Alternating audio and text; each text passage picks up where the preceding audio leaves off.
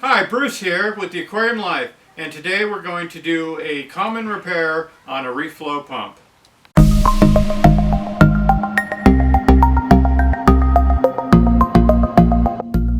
Hey, this is Bruce here, and today we're looking at this Reeflo hammerhead pump, and I'm going to show you a very common repair to do on these. This will save you quite a bit of money from sending it out or having someone else do it.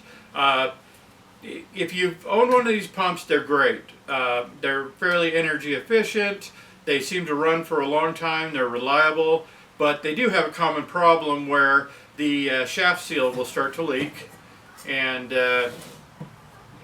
we can zoom in on this in a minute here, but basically these are a direct drive pump.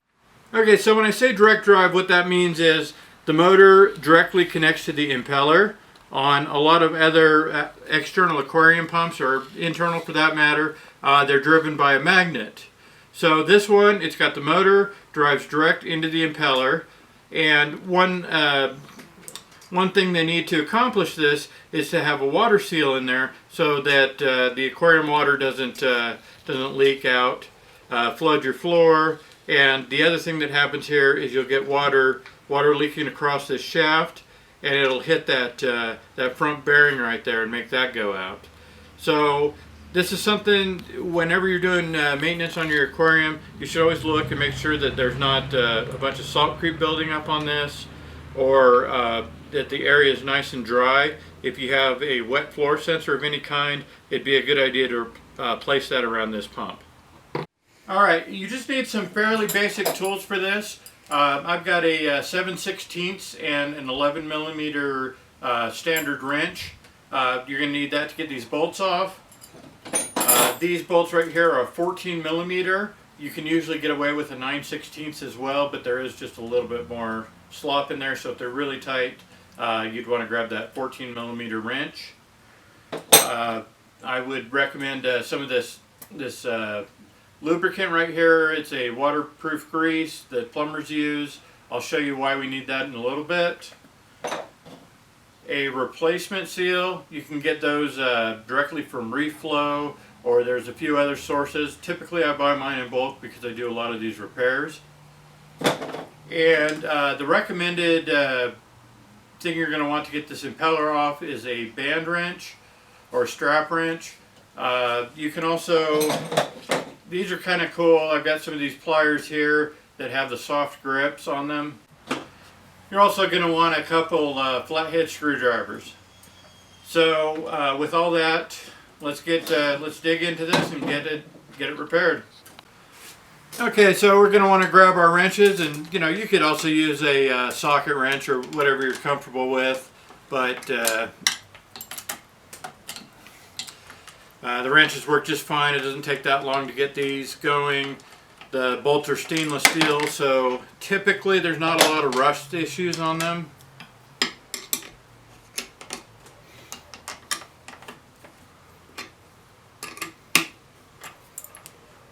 And usually you can just get these by hand there after you got them loosened up.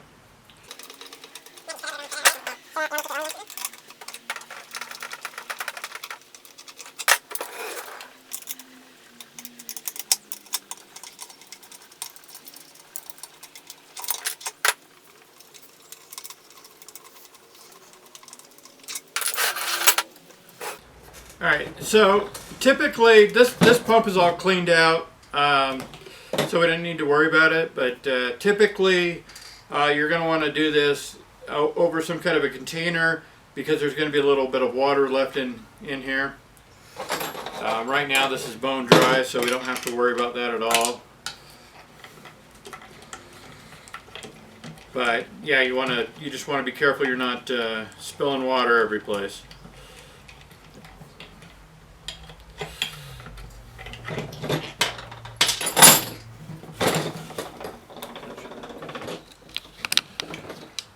Okay, so this part right here is called the volute. If you need to order a replacement, it's good to know the terminology on that. It's not a bad idea to replace this seal here. I don't see a lot of these actually go bad. but any seal is going to deteriorate over time. So it's, keep that in mind when you're doing this repair. Next, we've got our impeller, and then this back piece here is called the bracket. So before we can take the bracket off, we need to get our impeller off. And the way we're going to do that, the impeller is going to turn just like resisting any bolt counterclockwise, but the whole shaft's going to spin with it. So we need to take this this cover here off the end. Sometimes you can get lucky and pop this piece out and just get a Phillips, or I'm sorry, a flathead screwdriver in there. But usually in real life, that's just not the case. So let's see if we're zoomed in on this. You've just got 3 of these, and you can either get a socket on there or a flathead screwdriver.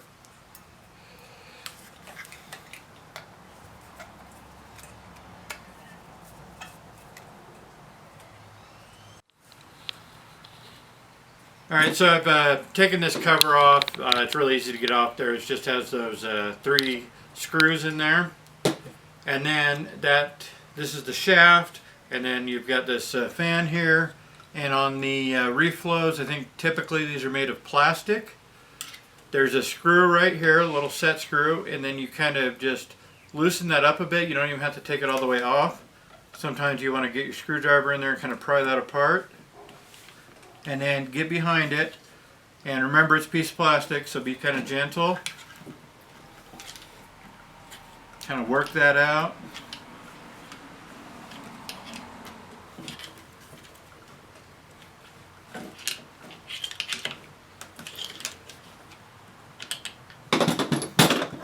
There we go.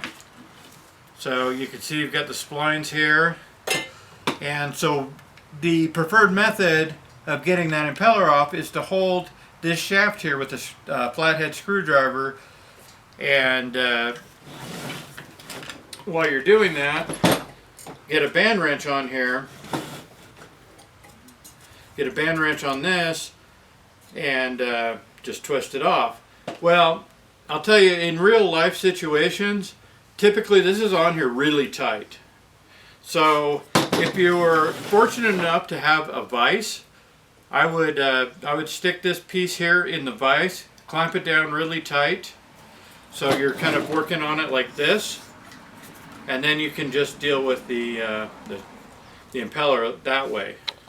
If you do not have a vise, maybe a pair of vise grips or some pliers, or you just want to be careful not to damage these splines.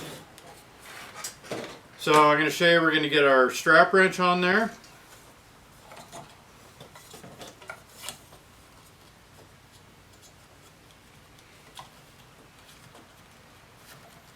We're going to tighten that up. We're going to hold the back of this with the flathead screwdriver. And it broke free. And I'm going to be honest with you, the reason why it broke free is because I was messing with it before I did this video, and ended up putting it in a vise, locking down that shaft, and breaking it free just for time's sake. So a pair of vise grips is probably the next best thing to that. Once that shaft is broken free there, typically it spins out pretty easy.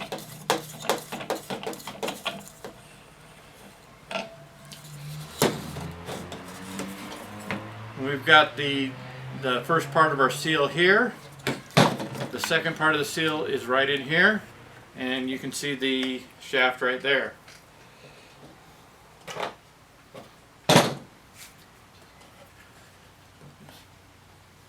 So here's a brand new seal, so you can see the way this is designed, the way it's supposed to work. There's a spring on here, and that keeps tension between these two. It's got this ceramic surface here, and these have constant tension, and that's what prevents the water from leaking out. So you can kind of see how easy it would be to, for one of these to wear out over time. It's pretty surprising how long they can last. I mean, I've seen these last a number of years with no problems. So that's the way that works. This rubber part keeps water from going out around the impeller, and then this piece right here, you're going to want to put a little silicone on that, and then that presses into the bracket. So only 4 bolts on the bracket.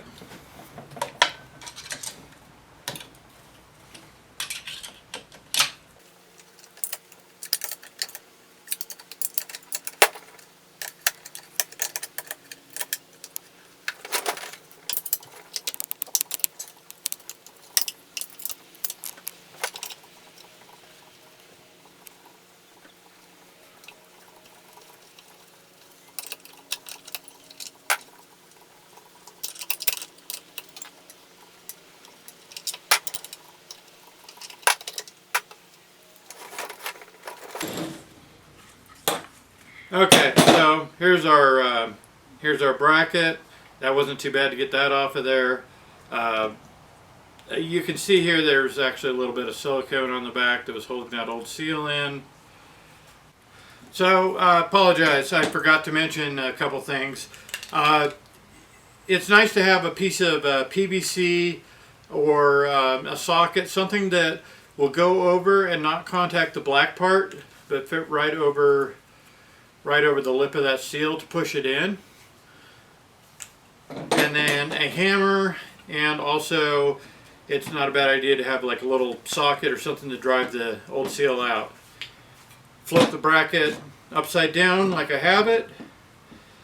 You're going to place this socket. Make sure we can see that on camera there. So basically the socket's only going to contact the back of that seal. It's not going to be hitting anywhere on the bracket. These are all plastic parts. You don't want to break them.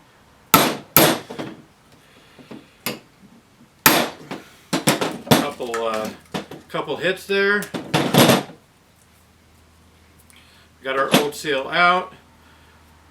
You can definitely feel some wear on that. To get this seal out of the impeller, I usually just use a flathead screwdriver. Just be kind of mindful that you're not putting too much stress on the impeller itself. And just kind of work your way around it.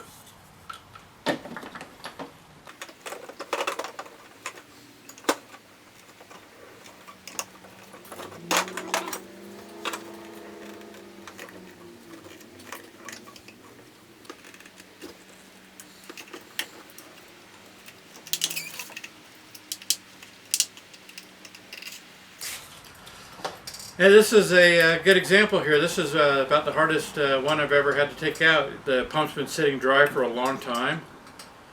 So this one put up quite a bit of a fight. I had to get a smaller screwdriver to really get in there.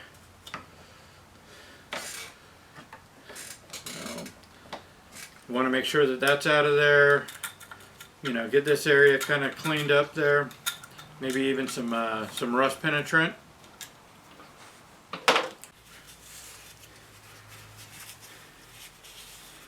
Alright, I cleaned that up a little bit with some rust penetrant, scraped off a little bit of the rust there. The new seal, be careful when you're putting that in, make sure that the white part's facing up. I've rebuilt a ton of these pumps, and one time I put it with the black part facing up, and of course it instantly leaked and ruined the seal. So usually you don't need any special tools. Just push that in with your thumb there, and it should seat right in there. No problem at all. That's ready to go.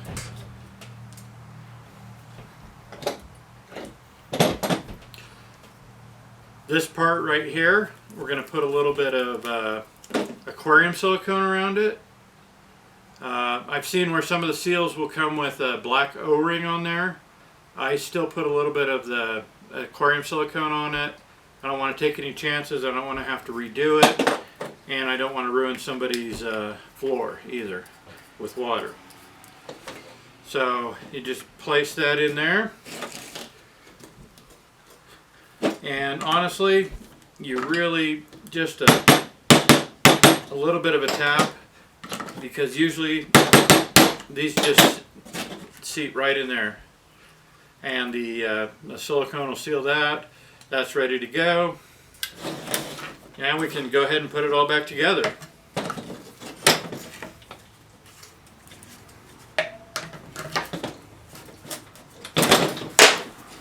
And remember, when you put it on, this was the part that was facing up, because that's where your discharge is going to be. Put the 4 bolts in hand tight so that you make sure everything's lined up. This should not bind up anywhere. It should be a nice, easy fit. If it's not, take it off, figure out what's going on. Yeah.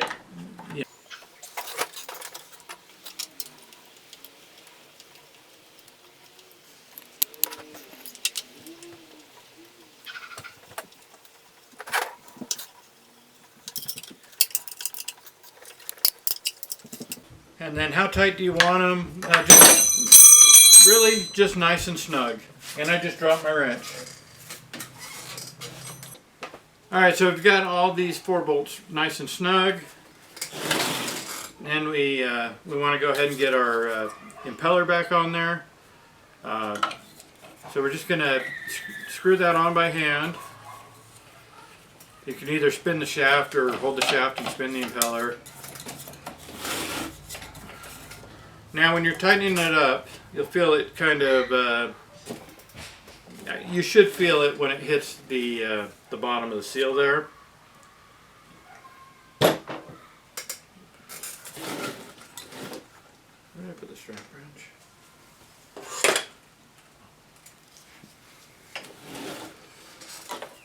So again, we're going to use the strap wrench to snug it up.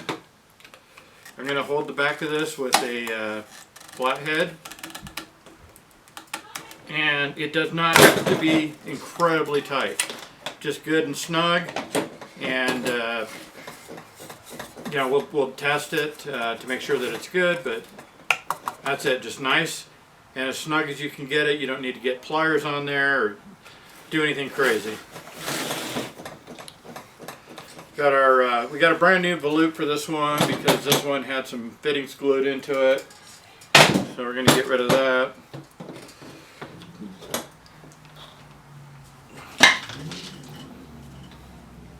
And actually, we're really not going to need to use this because this new volute here has a brand new seal on it, and it's already set in place. Usually, once you've taken the seal out, you want to put a little bit of this grease on there to help hold it in place. You can see how the seal's set in there in the grooves, and you want to be careful when you're putting this on that the seal doesn't fall or get pinched. That's a real common occurrence. So we're going to set that on, line it up, keep an eye on our seal, and we're going to go ahead and put in a few bolts. And while we're holding that, and we're going to snug those down to make sure that the O-ring doesn't come out.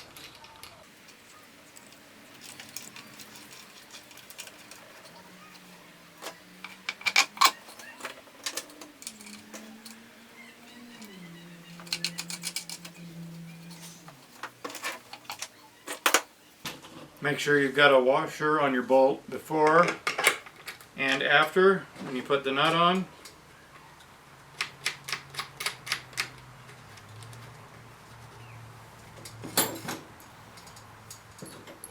And like anything else on this pump, when you're putting these, tightening these bolts up, you remember you're working with plastic. You don't want to, you know, put a ton of pressure on them. You just want them good and snug.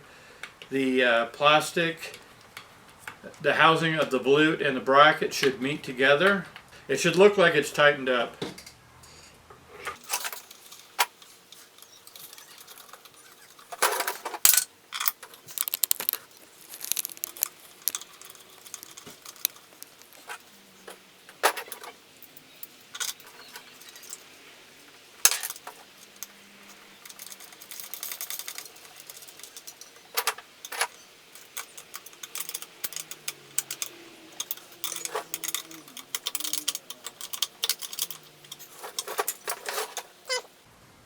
usually snug these up in kind of a cross pattern, one on the bottom, one on the top.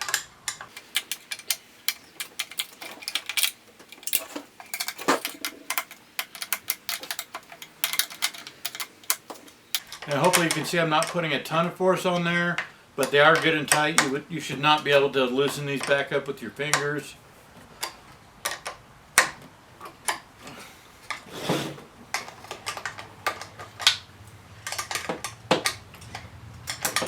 Another thing, I don't recommend using power tools on these. I've seen these cases break. Definitely you want to do this part by hand. Not going to lie, I've used power tools on them, but I don't recommend it. Do this by hand.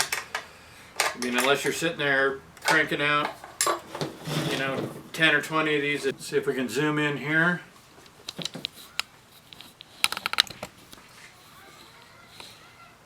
You can see how the bracket and the volute meet. So you know that everything's tight. The seal shouldn't be pinched in there. You could put a little bit of water down in here to test it, kind of hold it at an angle, and at least make sure that you've got no leaks on the bottom or through the shaft seal, but ultimately you're going to want to hook this up to test it out. Ready? Alright, this is really simple. Just push this back on. You don't want it, you want to make sure that your fan isn't hitting the case. And then you're going to just snug this screw up.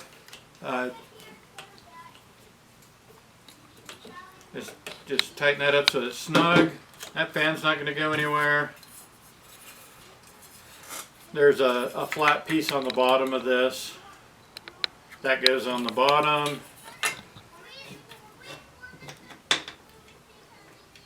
I usually get these started in there and then go around and do the other two and then tighten them up once they're all in place.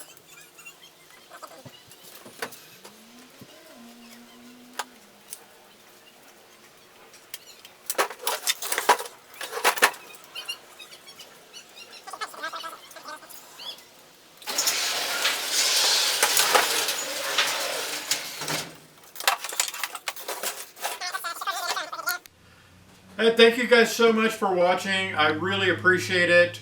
One thing I wanted to mention, if this impeller is really difficult to get off, I did shoot another video and I'll put that in the description. I'll put a link there. That shows you how you can cut the impeller off and simply replace it rather than ruining the shaft on the pump and necessitating replacing the whole thing. So thank you very, very much for watching. I really appreciate it. If you have any questions or comments, I'll definitely get back to you. So go ahead and leave those in the, down there in the comments. And if you have a chance, check me out on Instagram. That's vital_reef. Thank you.